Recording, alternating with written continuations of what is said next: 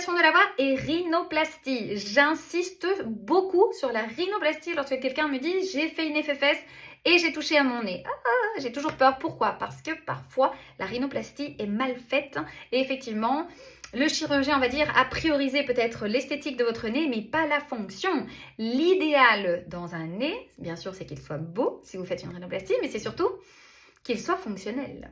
Donc effectivement, si vous ressentez que suite à votre rhinoplastie, après 4 ou 5 mois, parce que c'est vrai qu'une rhino, ça prend quand même longtemps à ce que les petits tissus se remettent en place, etc., dégonflent et tout, et que l'inflammation disparaisse, mais si après 4, 5, 6 mois, vous sentez que le nez est encore bouché, il est important d'aller consulter le chirurgien qui vous a opéré et lui en faire part, parce qu'effectivement, la fonction nasale va bien sûr impacter directement les cordes vocales. Non seulement ce qui concerne l'humidification naturelle des cordes vocales, mais aussi la sonorité de votre voix lorsque vous allez parler. C'est pas pareil de parler comme ça avec le nez que de parler comme ceci, de façon plus orale. Donc, si vous avez des questions sur la rhinoplastie, premièrement, mon conseil, c'est de, bien sûr, si vous vous êtes déjà opéré et que vous avez la voix, on va dire, ou le nez bouché et la voix donc impactée, consultez votre chirurgien.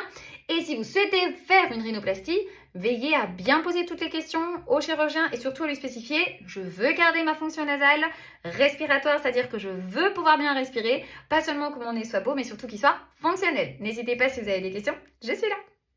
Si tu as aimé cette vidéo, abonne-toi pour plus de contenu.